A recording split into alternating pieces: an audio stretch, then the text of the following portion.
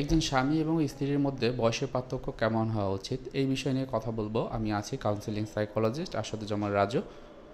আমি আমার personal practice এবং আমার যে অভিজ্ঞতা, আমার কাছে যারা কাপল কাউন্সিলিং করতে আসেন তাদের বেসিসে আমি এই প্রশ্নটি অ্যান্সার দেব। আশা করি সবাই প্রথম থেকে শেষ পর্যন্ত থাকবেন এবং আপনি যদি আমার চ্যানেলে নতুন হয়ে থাকেন আমি আপনাদেরকে রিকোয়েস্ট করব সাবস্ক্রাইব করে রাখার জন্য। তো আসলে এই প্রশ্নটি অনেকেই করেন।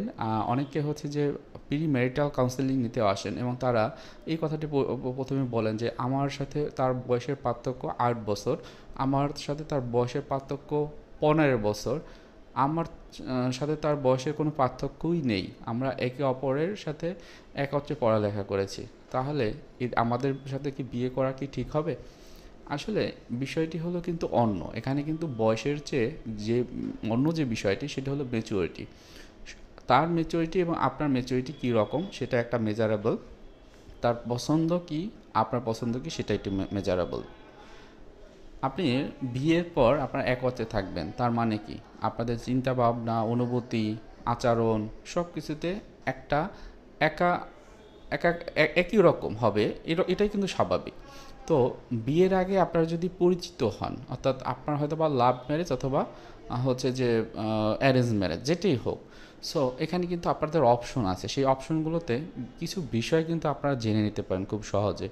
যেমন তার অতীত সম্পর্কে একটু জানলেন যে সে কীভাবে বড় হয়েছে, তার ছোট বয়সে তার কী চাহিদা ছিল, কোন জিনিসগুলোকে সে বেশি গুরুত্ব দিত, সে কোন কালারটি পছন্দ করে, কোন বিষয়ের সাথে বেশি ইনগেজ থাকতে পছন্দ করে, কোন ধরনের কথা বলতে পছন্দ করে, কোন ধরনের মানুষদের সে পছন্দ করে, সে যখন কারোর সাথে মিশে তখন নিজের কোন বিষয়গুলো সে অন্যকে বলতে পছন্দ করে।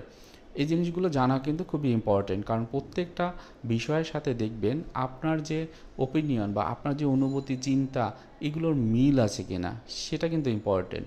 আসলে কি এই যে বয়সটাকে বিয়ের ক্ষেত্রে, বয়স হলো একটা জিনিস এবং মনের যে অবস্থা সেটা কিন্তু একরকম জিনিস।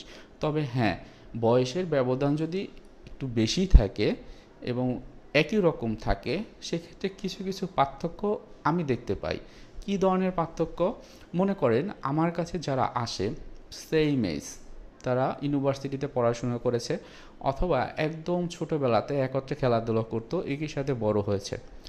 বর্তমান সময়ে এসে যেটি হয়েছে, যেহেতু আমাদের বাংলাদেশের প্রেক্ষিতে একটু দেখবেন যে মেয়েদের একটু যে আমরা বলি যে ক্রোনোলজিক্যাল এজ এবং মেন্টাল এজ, তাদের মেন্টাল এজটা কিন্তু একটু বেশি থাকে। সো ওই জায়গাটাতে দেখা গেছে যে বেশি, অনেক ক্ষেত্রে দেখা গেছে যে তারা এই বিষয়গুলোতে একটু মেচুর থাকে এবং ওই যে যারা এসেছে তখন একটা সিদ্ধান্ত নিতে হবে, তখন ভিতরে একটু প্রথম দিকে এই প্রবলেমগুলো থাকে যে কে সিদ্ধান্তটা নেবে, কে বলবে এটি। সো এর পিছনে কী কারণ? কারণ ওই যে পাস্টের বিষয়টি, যে আমরা একটা সময় বন্ধু ছিলাম, আমাদের খেলাধুলার সহপাঠী ছিলাম, অনেক কিছু তুমি সিদ্ধান্ত নিয়েছো, আমিও নিয়েছি, তাহলে এখন আমি কেন নিতে পারবো না? তো এটা একটা কনফ্লিক্ট থাকে। তবে তাই বলে যে সব ক্ষেত্রে কনফ্লিক্ট সেটা কিন্তু আমি বলবো না। আমি এমনও দেখেছি যে তাদের ভিতরে খুব ভালো বন্ডিং কাজ করে, কোনো একটি সিদ্ধান্ত নেওয়ার ক্ষেত্রে তারা একে অপরের ফ্রেন্ডলি একটা মনোভাবাপন্ন হয়ে থাকে এবং একে অপরের পরিপূরক হয়। যদি তারা মনে করে যে আমাদের সংসারটিকে ভালো একটু চালাতে হলে হয়তোবা নতুন একটা জব করা বা নতুন একটা অ্যাক্টিভিটির সাথে অ্যাড হওয়া, সেটা কিন্তু তারা তাদের জায়গা থেকে একে অপরের মতামত নিয়ে কিন্তু তারা করতে পারে। আবার অনেক ক্ষেত্রে দেখা গিয়েছে যে তাদের ফিউচার প্ল্যানটা কী রকম হবে বা হওয়া উচিত, সেই জিনিসগুলো কিন্তু খুব ভালোভাবে তারা ডিল করতে পারে। একজন একটা বন্ধুত্বপূর্ণ যে মনোভাব তাদের ভিতরে কিন্তু থাকে। এরপর যদি এরকম হয় যে অনেক বয়সের ব্যবধান, হ্যাঁ অনেক বলছি এই কারণে, কারণ অনেকে মনে করে যে মেয়ের যে বয়স বা মানে নিজেদের ভিতরে বয়সের যে পার্থক্যটা সেটা প্রায় দ্বিগুণ।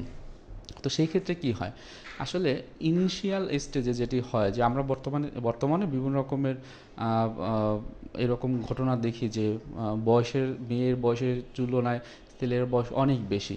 সেক্ষেত্রে কিছু পার্থক্য হয়। কী ধরনের পার্থক্য? যে ওই যে লোকটি বড় হয়েছে, হয়তোবা দেখেন একটা জেনারেশন গ্যাপ কিন্তু আমরা পেয়ে যাই। যেমন এই মোবাইলের যে বিষয়গুলো, মোবাইল কিন্তু একটা সময় ছিল না খুব বেশি, আপনি 2000 সালের দিকেও দেখবেন খুব বেশি মোবাইল ব্যবহার করতো না। এরপর ইন্টারনেটের যে ব্যাপারগুলো, ওটার অ্যাক্সেস খুব বেশি ছিল না। তো এর আগে যারা বড় হয়েছে, ম্যাচিউর হয়েছে, তাদের কিন্তু একটা চিন্তাভাবনা অন্যরকম ছিল। তারা হচ্ছে যে চিঠি আদান প্রদান করতো, বা দেখা যেত যে এই যে কোনো একটা মেসেজ দেওয়ার ক্ষেত্রে কিন্তু সময় লাগতো। কিন্তু বর্তমানে যেটি হয়েছে যে সেক্ষেত্রে কিন্তু তাদের খুব সহজেই তাদের ইমোশনগুলো শেয়ার করতে পারে। তারা যে কোনো মুভি দেখতে পারে খুব সহজে, আগের মতো সেই সিনেমা হলে গিয়ে আর ওই যে মুভি সেটি কিন্তু দেখতে হয় না। এবং তারা কেবলমাত্র ইউটিউবে একটু সার্চ দিয়ে কিন্তু দেখতে পারে। তার মানে আমি এগুলো কেন বলছি? এগুলো বলছি যে ওই সময়টা এগুলো ছিল না, এবং তাদের আনন্দের জায়গাগুলো কিন্তু ছিল অন্যরকম। সেটি কীরকম? তারা হয়তোবা ফুটবল খেলতে পছন্দ করতো মাঠে গিয়ে, বা ক্রিকেট খেলতো, হাডুডু খেলতো, কাবাডি খেলতো। তাদের একটা বিটিভিতে একটা চ্যানেল থাকতো, অনেক অ্যাড দিত, ওটা দেখেও কিন্তু তাদের এন্টারটেনমেন্টের জায়গাটা তৈরি হতো। মাঝে মাঝে মুভি দেখতে যেত, যেটি হলো তাদের মনের খোরাক ছিল, তারা ভালো লাগার জায়গা ছিল। কিন্তু বর্তমানে সেটি কিন্তু আরও চেঞ্জ হয়ে গেছে। সেই চেঞ্জটি এখন এতটাই অ্যাডভান্স এবং ডিজিটাল ওয়েতে হচ্ছে যে এখন মানুষ খুব সহজেই যে কোনো বিষয় সম্পর্কে যে কোনো ইনফরমেশন বা আনন্দ তারা কিন্তু খুব সহজে পেতে পারে। তো ওই জায়গাগুলোতে দেখা যায় যে এই যে বিয়ের পর একটা ইমোশনাল যে একটা বন্ডিং, সেটা কিন্তু দেখা যায় যে মেয়েদের ক্ষেত্রে একটু বেশি কাজ করে, মানে এই জেনারেশন যারা থাকে। এবং ছেলেদের ক্ষেত্রে যেহেতু আগে থাকে, তারা একটু মানে তাদের একটু সব কিছু চিন্তাভাবনা থাকে একটু অন্যরকম, একটু বাস্তববাদী। তারা ইমোশনাল ফোকাসড না হয়ে তারা থিঙ্কিং ফোকাসড বেশি হয়, অর্থাৎ তাদের চিন্তা ভালো হয় বেশি, মানে একটু গভীর হয়, ম্যাচিউর হয়। কোনো জিনিসটি করার ক্ষেত্রে এটা কি ভালো কি খারাপ সেই জিনিসটাকে গুরুত্ব দেয়। কিন্তু এই যুগেতে আবেগকে গুরুত্ব দিয়ে দেখা যায় আবেগের উপরে ভিত্তি করে বিভিন্ন রকমের সিদ্ধান্ত কিন্তু তারা নিয়ে ফেলে। সুতরাং এই জায়গাটাতে আমি বলবো যে অনেকের ক্ষেত্রে এটা হতে পারে যে প্রথম প্রথম হয়তো বা ইমোশনাল হয়েও একটা এরকম কোনো সম্পর্কে গেলেও অনেক ক্ষেত্রেই কিন্তু এটা এরকমও হতে পারে যে তাদের সাথে বন্ডিংটা একটু প্রবলেম হচ্ছে। তখন কিন্তু এই ধরনের কথাগুলো শুনি যে তুমি তো এই কালের, আবার তুমি তো সেই কালের। সো এরকম কিন্তু একটা বিষয় থাকে। তো সেক্ষেত্রে সবচেয়ে ভালো যে এরকম যদি সমস্যা হয় তাহলে আপনারা কাউন্সেলিং করাতে পারেন, আমরা বলি ক্যাপল কাউন্সেলিং। সেক্ষেত্রে আপনার চিন্তা ভাবনা বা আপনার ভবিষ্যৎ উদ্দেশ্য কী, আপনার যে সম্পর্কটা আসবেন সেই সম্পর্কের ক্ষেত্রে আসলে আপনার একে অপরের কী চাহিদা, বা আপনাদের বন্ডিংটা কী, কমিটমেন্টটা কী, সেই জিনিসগুলো কিন্তু আপনারা কাপল কাউন্সেলিংয়ের মাধ্যমে জানতে পারবেন।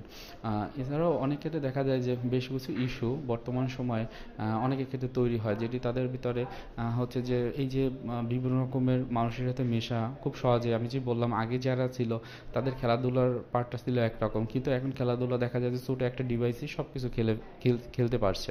সুতরাং তাদের কিন্তু অন্য জগৎ সম্পর্কে ধারণা কম। সো এই যে একটা গ্যাপ, এটা কিন্তু একটু ইফেক্ট ফেলে, তবে সেই ইফেক্টটা খুব বড় ইফেক্ট আমি কখনোই বলবো না। কারণ আপনাদের সাথে যদি বন্ডিংটা ভালো থাকে, হয়তোবা একজনের ম্যাচুরিটি অনেক বেশি, তো সেই ক্ষেত্রে সে যদি বুঝতে পারে যে আমার ম্যাচুরিটি একটু বেশি, সেক্ষেত্রে কিছু কিছু বিষয়ে তাকেও এই জিনিসগুলোকে একটু প্রায়োরিটি দেওয়া, তার ওপিনিয়ন নেওয়া, বা কোনো কিছু একটা সিদ্ধান্ত নেওয়ার ক্ষেত্রে তার কাছ থেকেও কিছু বিষয়ে বা সাজেশন নেওয়া, বা তাকে সাজেশন দেওয়া, তাকে রিকোয়েস্টে, অবশ্যই আপনি নিজ থেকে যদি সাজেশন দিতে যান সেক্ষেত্রে কিন্তু একটি সমস্যা হতে পারে। এখন আসেন যে আসলে মোটামুটি একটা কত বয়স ধরা যায় যেটি হলো একটা পার্থক্য মোটামুটি। তবে আমার এক্সপিরিয়েন্স আমি বলবো এখানে পার্থক্যটা যদি এরকম হয় যে হয়তো 6 থেকে 8 বছর বা 6 থেকে 10 বছর, দ্যাটস নাইস আমার মনে হয়। হ্যাঁ, কারণ এটার ভিতরে নিজের ভিতরে একটা ভালো একটা বন্ডিং কাজ হয়, একটা রোমান্টিক একটা এনভায়রনমেন্টও থাকে, এবং দেখা যায় যে তাদের ভিতরে যে এই যে সম্পর্কের ধরনগুলো কিন্তু আরও বেশি ম্যাচিউরড হয়, অনেক বেশি ভালো হয়। নিজেরা একজন একজনের কাছে সিদ্ধান্ত নেওয়ার ক্ষেত্রে ওপিনিয়ন চায়, এবং তাদের ভিতরে রেসপেক্ট বোধ থাকে, একজন একজনকে সাহায্য করার যে একটা টেন্ডেন্সি সেটাও কিন্তু থাকে। তবে আমি এটা বলছি না যে এই যে 6 থেকে 8 বা 10 বছর সেটার ক্ষেত্রে না, সব ক্ষেত্রেই থাকে যদি তাদের মনটা একইভাবে ঠিক মতো রাখতে পারে। এবং অনেক ক্ষেত্রে এটা যদি সম্ভব না হয়, সেক্ষেত্রে আমাদের কাছে যারা আসে আমরা দেখি যে পাস্ট হিস্টোরিতে বেশ কিছু প্রবলেম হয়েছে। হয়তো বা তার আগে একটা কোনো ট্রমা ছিল, এক বা একের ট্রমা ছিল, তার বেড়ে ওঠাটা খুব ভালো হয়নি, বা সে বর্তমানে যে কাজগুলো করে সেখানে খুব স্ট্রেসফুল, সেই জন্য হয়তো বা প্রবলেম হয়। এছাড়া মোটামুটি আমি এক কথায় যদি বলি যে আসলে বয়স কোনো ফ্যাক্টর না, আপনার মনের মিল যদি থাকে তাহলে আসলে আপনাদের যে সম্পর্কটা সেটা অনেক দিন টিকিয়ে রাখা এবং একটা কোয়ালিটি এবং সাথে কোয়ান্টিটি, হ্যাঁ, এই দুটো রেখে ভালো একটা নিজেদের ভিতরে ইমেজ মেনটেন করে সারা জীবন থাকা সম্ভব। তো আজকে ভিডিওটি এই পর্যন্তই রাখছি। কারো কোনো প্রশ্ন থাকলে করবেন এবং আপনি যদি আমার চ্যানেল নতুন হয়ে থাকেন আশা করি আপনি আমার চ্যানেলটি সাবস্ক্রাইব করে রাখবেন। পুরো ভিডিওটি দেখার জন্য আপনাকে অনেক বেশি ধন্যবাদ। খোদা হাফেজ।